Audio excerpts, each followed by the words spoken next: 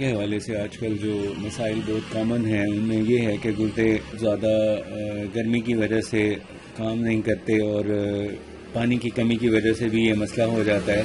گردے کے امراض کا مسئلہ جو ہے وہ کنیکٹڈ ہے بلڈ پریشر سے، شوگر، بلڈ پریشر اور اس کے علاوہ اور بہت سے ایسے ناقابل علاج امراض کی طرف اس کی خرابی کی وجہ سے انسان چلا جاتا ہے۔ تو یہ جو بلڈ پریشر اور شوگر وغیرہ ہے، اگر اس سے بچنا ہو تو آپ کو چاہیے کہ آپ اپنے گردوں کی جو صحت ہے، گردوں کی ہیلتھ کا خیال رکھیں۔ تو جو گردے ہیں ان کی صفائی کے لیے جو نسخہ آج آپ کی خدمت میں پیش کرنے آئے ہیں وہ یہ ہے کہ یہ ہے بڑے ایسے زبردست ایک ٹانک کے مطلب یہ ایک ایسا زبردست نسخہ ہے جس کو آپ استعمال کریں تو اس سے آپ کی یہ جو گردے ہیں یہ واش ہو جاتے ہیں۔ تو یہ ایک طرح سے دیسی زبردست نسخہ ہے جس سے گردے واش ہو جاتے ہیں، اور اگر ان کو یوز اکثر کرتے رہیں تو اس سے یہ ہوتا ہے کہ گردے کے اندر جو خرابی ہے، فاسد مادے ہیں وہ نہیں رکتے، چھوٹا پیشاب کی رکاوٹ دور ہوتی ہے، پیشاب کھل کے آتا ہے۔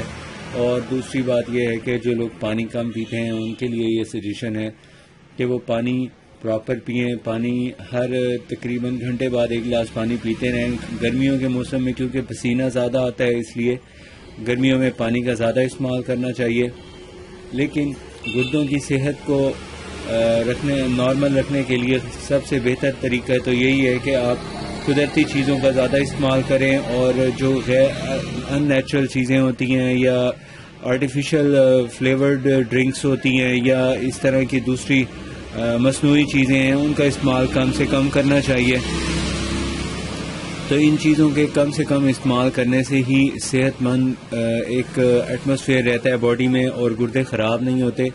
تو یہ جو گردے ہیں ان کی صحت بہتر کرنے کے لیے اور ان کی صفائی کا خاص خیال رکھنے کے لیے آج کا نسخہ آپ کے سامنے یہ پیش کیا جا رہا ہے۔ یہ جو نسخہ ہے اس کو بنانا بہت آسان ہے۔ اس کے لیے آپ کو چاہیے ہوتا ہے ایک گلاس پانی چاہیے ہوتا ہے، اور ایک گلاس پانی کے ساتھ آپ کو تقریباً یہ 3 سے 5 کاشیں ہوتی ہیں خربوزے کی، یہ ان کے چھلکے چاہیے ہوتے ہیں۔ یہ ان کی جو چھلکے ہیں ان کو آپ نے اس کے پیچھے سے یہ والی جو یہ نوکیلی جگہ ہوتی ہے یہ آپ نے اتارنی ہوتی ہے۔ اس کو